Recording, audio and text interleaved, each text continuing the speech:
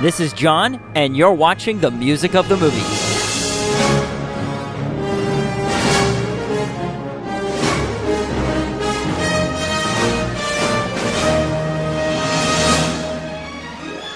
Today, we're talking about one of my favorite movies of all time, Back to the Future. I know part of it is just because I grew up watching Back to the Future, and obviously the movie itself, apart from the music, is so good. But there's no denying the power music has over emotions. Don't take my word for it, though. Many avid film score listeners will agree that this score stands among some of the best work in the business. Just take a moment to listen to how the DeLorean is first introduced. It's like the music was already playing on set.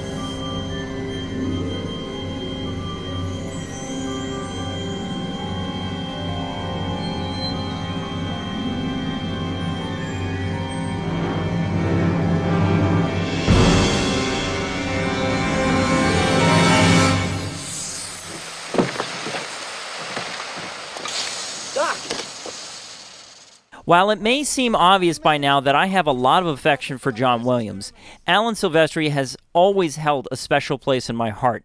There's no denying that the music John Williams makes is fairly easy to deconstruct. His themes are pretty understandable from a almost intellectual perspective. You can break them down and understand why they work so well. You know, the theme to Jurassic Park is majestic, and Saving Private Ryan is honorable and heroic. Jaws is ominous and scary. It's hard to analyze Alan Silvestri's music, though, because it doesn't communicate, to me at least, on an intellectual level as much as it does on an emotional level. And before anyone says the obvious, I'm not saying John Williams doesn't work emotionally, and I'm not saying that Silvestri doesn't orchestrate intelligently, but rather how it speaks to me personally. Listen to how the next big sequence plays out when Marty escapes the Libyans in the sequence called 85 Twin Pines Mall, and how it develops and changes in this sequence. It's really neat.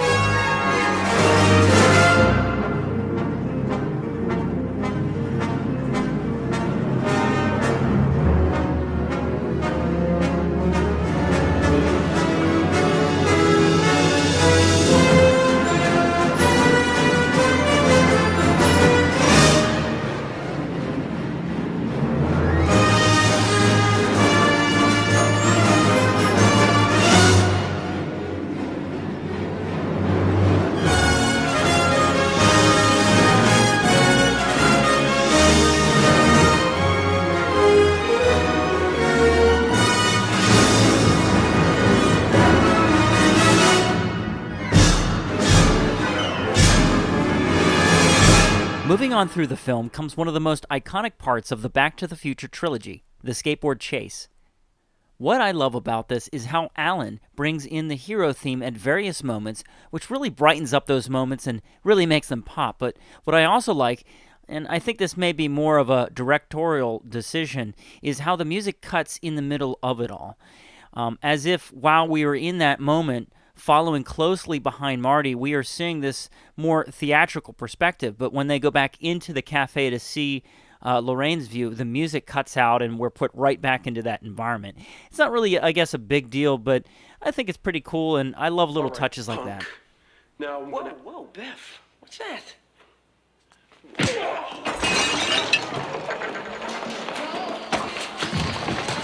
That's Calvin Klein. Oh my God, it's a dream.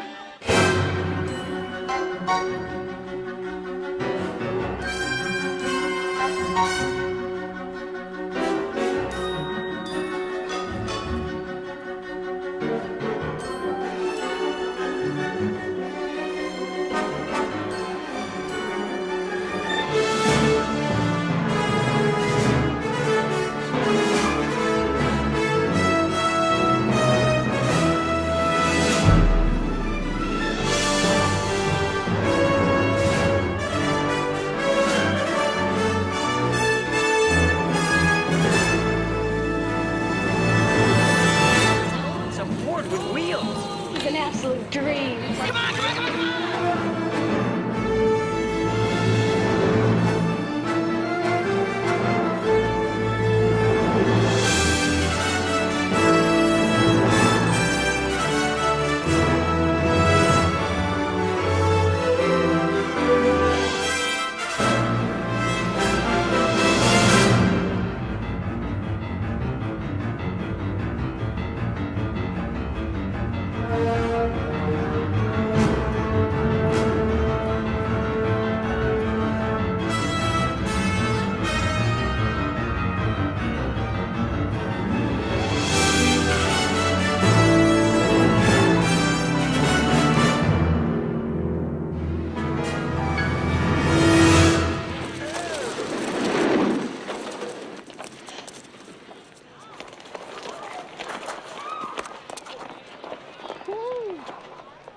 Past a number of great pieces and moments in the movie, we finally come to the moment George truly starts to change his future in a face-off against Biff. Two things to note about this. First is how the piece builds. It's just fantastic, and even a novice film score listener no doubt appreciates it. Second is, again, cutting the music out at just the right point to put the audience in that space and only bringing it back in after the audience realizes what happened. You'll notice this whenever George punches Biff, and there's that moment of silence there that gives the audience time to kind of almost establish themselves emotionally. Also, one more thing that I thought was really cool. When you see this part with just the music, notice how you really get to appreciate the incredible acting played by George's character after he punches Biff. Watch his facial expressions change as he looks at Lorraine through all the different emotions he experiences.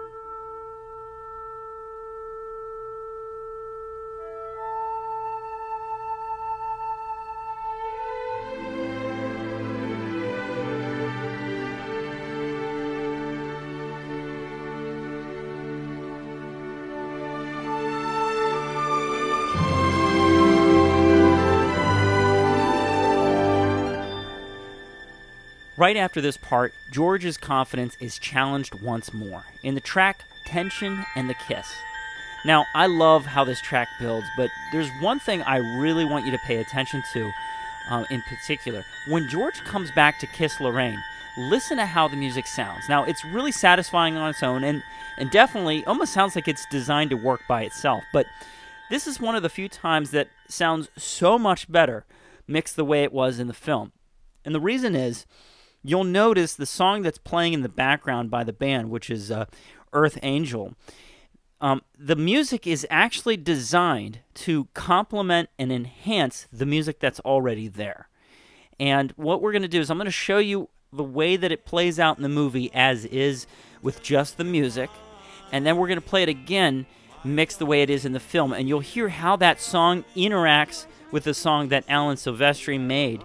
And honestly, to me, it's just incredible how awesome that sounds together.